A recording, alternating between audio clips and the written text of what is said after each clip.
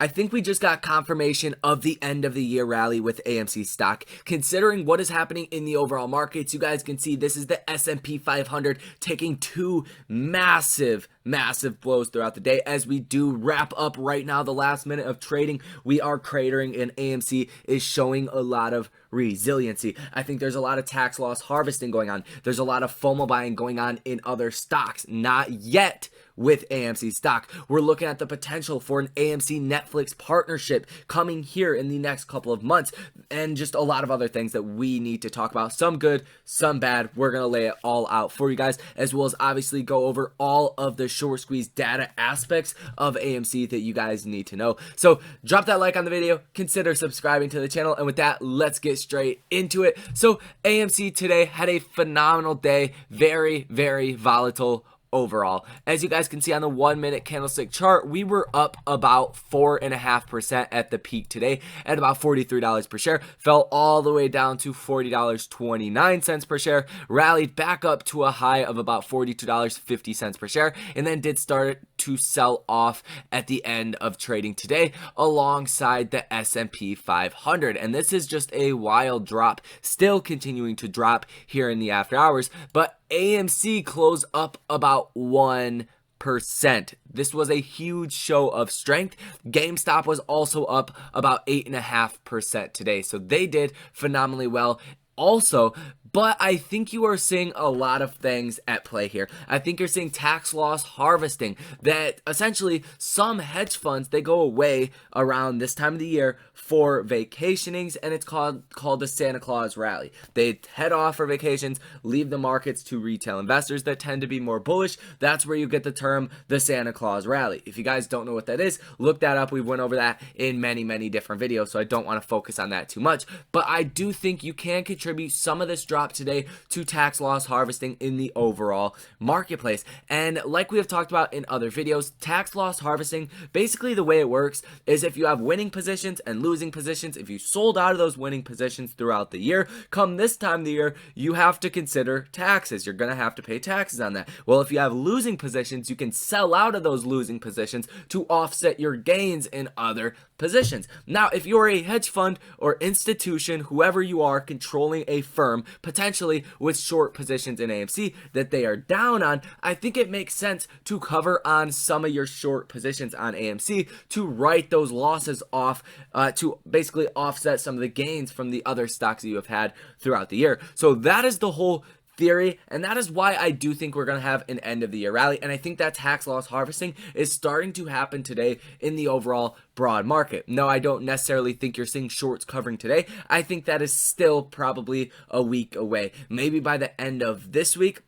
But certainly, I think it only makes a lot of sense that that is actually going to happen. Now, what I mean by FOMO buying is back in the marketplace, but not specifically with AMC. Take a look at this stock, Longeveron. This is a stock that a lot of people are trading today. I used to own this stock. I sold out of this stock. I do not have a trade in this stock, but they are up 181.16% in regular trading, up over 10% currently in after hours trading. So I think this is telling us that the FOMO buyers, the day traders, they are still in the marketplace. And once AMC does have a reason to rally, and once we really get some kind of catalyst, get shorts covering, or just a price starts to go up really fast, then you're going to see that FOMO buying group head into AMC stock. And I think this is all going to culminate here towards the end of the year. So rest assured, AMC its time is coming. But if you're somebody that has your whole portfolio in AMC, you're definitely seeing a wide fluctuation.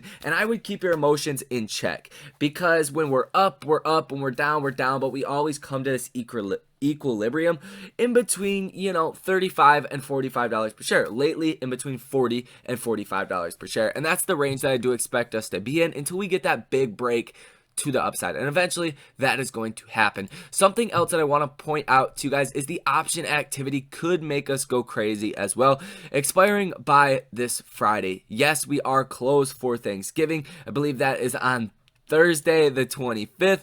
Yep, Thursday the 25th. We are going to be closed in the marketplace for Thanksgiving. So we're probably going to see big moves tomorrow and Wednesday, and then here on Friday should be a little bit slower as people tend to not be in the marketplace or not as active in the marketplace the day after Thanksgiving. giving. But we are looking at a lot of open interest that is held in between 42, really, the strike that's just outside the money, the $42 strike, and the $50 strike overall. Most of the open interest for this whole option chain, which is 129,000 calls that are out of the money, 19,000 calls that are in the money, that is held in between that 42 and the $50 strike. And that is very different from what we see on most expirations, where most of the open interest is held very deep out on the chain. So in between the $70 and the $80 strike usually is the highest for open interest. That's not the case right now. It's in between $42 and $50 per share. So if we do see a move to the upside, I definitely think you're going to see that follow through because of the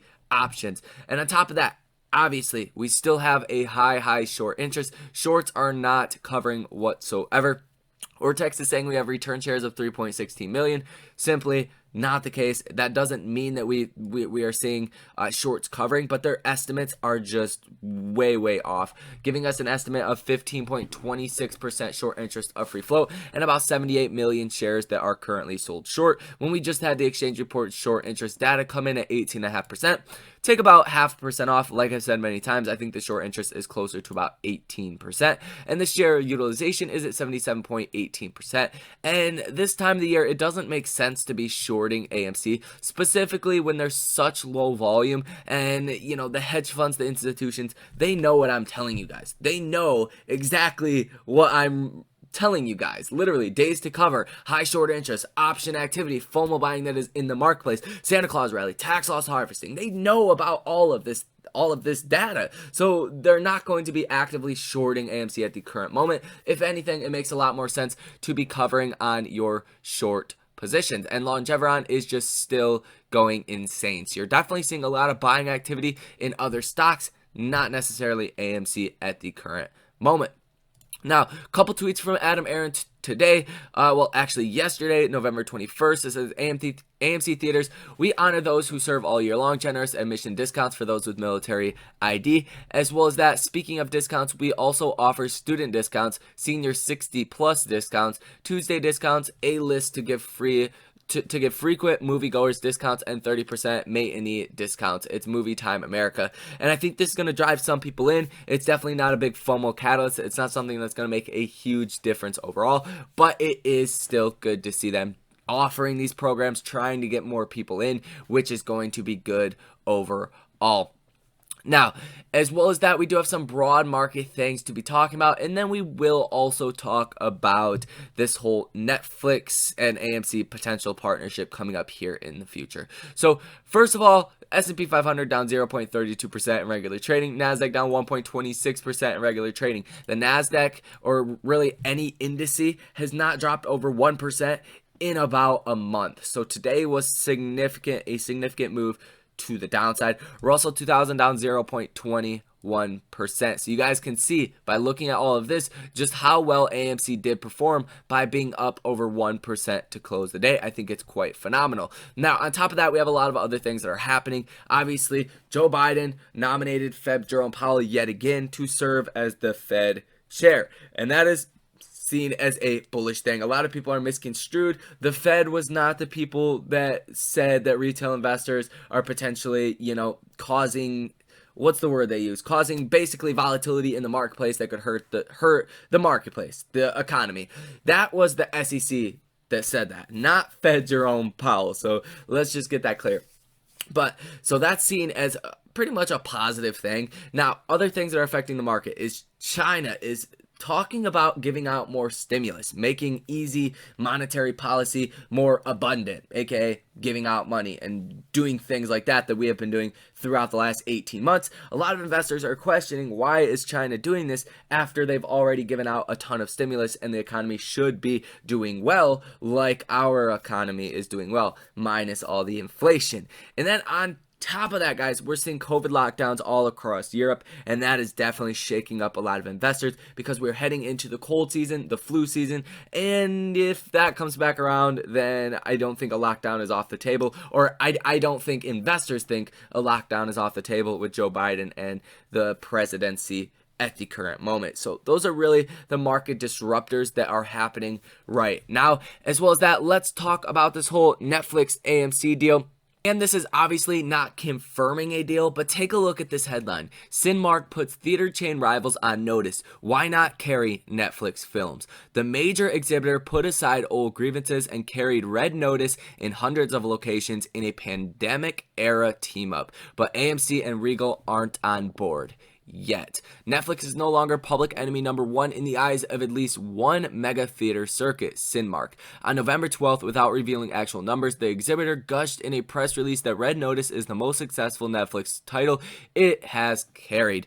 And a lot of this is due to obviously a feud that has been long running with Netflix, because Netflix does make some great movies, but they didn't want to abide by the 90-day theatrical window, and I don't think they're going to. But I think if AMC's competitors are doing this, then it's going to force AMC to do this as well. Pretty much common sense, right? You see that happening with any other companies with competition. Eventually, they will have to do this if Netflix can make some kind of agreement with them. Obviously, they have made an agreement with Cinemark. Now, the numbers are not public as far as how much they've actually made from doing this in the theaters, but it's estimated in between $2 and $3 million, which is very small relative to, movie going in general, box office numbers from other hit movies.